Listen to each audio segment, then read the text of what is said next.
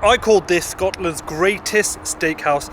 Caused a lot of controversy, a lot of you agreed, but a lot of you disagreed, and with drama with another steakhouse in the UK that I'm not going to mention right now. I thought it's a good chance to go in and tell you why I absolutely love this place, and it's my second visit, so we'll see whether I was just in like dream world or if I agree that this is the best steakhouse in Scotland. Don't ask why I got the lift, I wanted to. It's been a long drive up to Scotland, about 5 hours. Okay, we are inside, and something I want to say quickly, right, is I got this wrong last time, but let me show you, right. So out there's like a body of water. Who knows what that is? It's nice. They've got a balcony. I feel like they should maybe have some tables out there and some little drinky booths out there. It'd be very nice. So, I'm going to order... Oh, there's one dish here, which I don't think any steakhouse that I like in Manchester, Bradford do, that I really want to show you. That's kind of my favourite thing. But apart from that, let me tell you why this is an unbelievable steakhouse.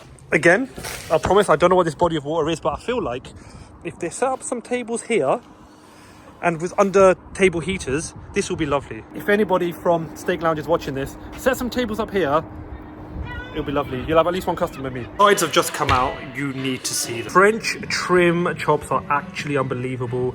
We've got something for the prawn lovers. I'm not a fan of prawns, but Munchbox love these. And honestly, some of the best garlic bread I've had.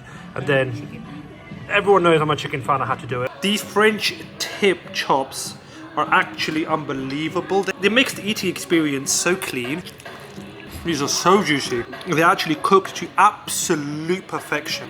I come here for beef, but I also come here for lamb. These are getting a HEYMAN. These are delicious. They're so good. It's not going to get better. Oh, sorry. The garlic bread. I've actually had this before. It's really nice. The meal's just started, and I'm so happy. Cheesy garlic bread. It's got a bunch of garlic, a bunch of cheese, crusty bread. Perfect. We're going to move on to the steak next. Now, okay, I'm not a prawn lover, so I'm going to give this to the people that I'm with. I know Munchbox love this, he loves prawns. I think it just looks really good, so I kind of wanted to show it off, but like I said, it'll get eaten, maybe not by myself, because I'm not a prawn guy, but I know people that love prawns have nothing but good things to say about it. I thought, look, I'm coming to a steakhouse for beef, I'm coming for cow, but I might as well try lamb, I may as well try chicken. Let's try all the, and shellfish, let's try all the animals we can. The dynamite chicken, made and breaded in-house with a homemade dynamite sauce. This is lovely. It's just a beautiful collection of starters. I may get more starters, I may not, but we're going to move on to steak in a second. Also, this place has probably got the best mac and cheese I've had. This is the only place, right, where I've sat with Munchbox, it's on video, we're eating. Now, what we often do as reviewers, we sit down, we'll order a bunch of food, we'll share it. So I wouldn't order, for example, 2 portions of garlic bread. We'd order one and just share each kind of piece, right? Like there's 3 pieces, so we'll have 1.5 each. Probably the only time in my entire life we were sharing the mac and cheese, and if he's in the comments, he'll tell you, we literally mid-meal were like, excuse me, waiter, can we order another mac and cheese, please? We ordered another one. It was the best. Just a little quick one, because I'm going to add something onto my order, something I think you guys are going to like. If you're new here, please do consider subscribing. I'm new to the Glasgow area. If you're from here, drop me a like, drop me a subscribe, and please, most importantly, tell me where you want me to review, because I do not know Glasgow well, but I want to get to know it better, so let me know in the comments. That was the T-bone, which I often get because it's like 2 steaks in one. Is fillet and I think sirloin, right? But here I've actually got a sirloin with their chili butter. Their chili butter, but you know what? First things first, I've been looking forward to this. Ever since I left Scotland, I've been looking forward to the mac and cheese. The best mac and cheese I honestly think I've ever had in my life. Guys, it's gooey, it's cheesy. The pasta is not too soggy, like it's got actual bite to it. The cheese blend is 10. Genuinely the best mac and cheese I've had. Getting a massive HEYMAN. Very, very, very good. Moving on to the sirloin. What I haven't had before is the chili butter. So, I've never had that actually here. Let's give it a go. I am often a little bit hesitant to add things like chili and things to my steak, but I don't mind if it's within like a sauce. If it's on the steak, no. I don't identify any steaks generally. But if it's on the side, like in a butter or sauce, I'm more, I guess, amenable to the idea. That's nice. It's actually not overpowering. That's what it says on the tin, really. It's kind of buttery and a little bit spicy, which is, I guess, what you're after when it's a chili butter, right? That's kind of what you're after. That's actually really quite pleasant. Now, what I would say is the actual steak itself, That is the star, for sure. That's for me the star. These guys, most steakhouses age their steak for around 28 days.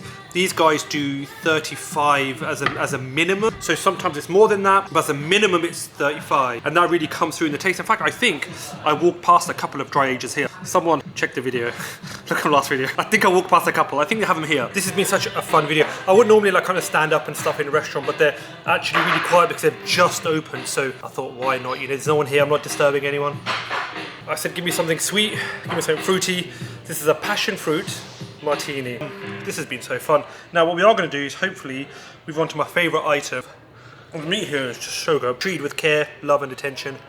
Suffice it to say, your boy is happy. And this is the best steakhouse in Scotland. I'm calling it right now. Guys, don't ask me why I've moved. Point is, on this table, there's a T-bone steak. And being a YouTuber is hard, it costs a lot of money. So I'm going to get a free bite T-bone steak right now. Lovely. The peppercorn sauce, so nice. It was so nice.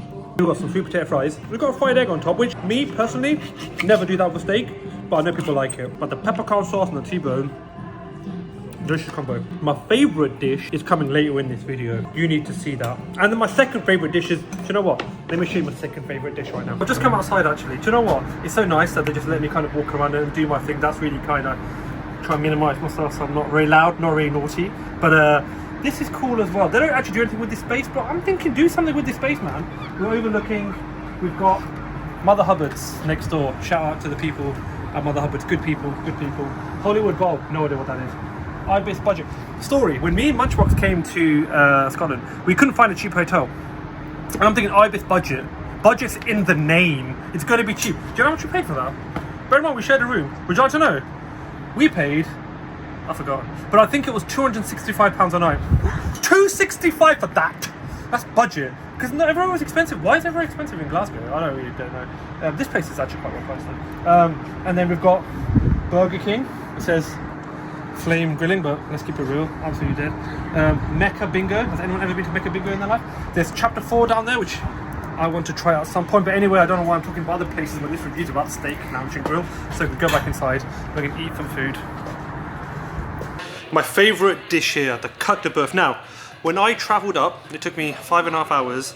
Honestly, 96% of my reason was this and the mac and cheese. And also, I realised to do a halal tiramisu, which is very rare. We're going to show you that. But for now, first things first, we're trying this Côte de Boeuf. My order is the Côte de Boeuf, medium rare, peppercorn sauce, some veggies, these kind of thick Cajun kind of style chips, and mac and cheese. That's what you're going to get.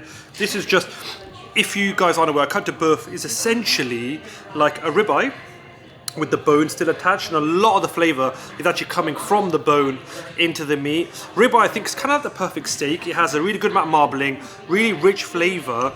I often get fillet because I'm lazy and it's just easy to eat, but the ribeye, I think, it's probably got the best taste for me. Get this, I'd say medium rare. I'm a happy chap. I'm gonna eat this, then let me show you that tiramisu.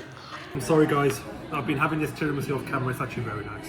The tiramisu is actually genuinely really good. I think a lot of tiramisus, what they lack is a lack of strong coffee flavour. Often, you know what it feels like? You know, you get flavoured drops that you get from my protein. They've got coffee in them.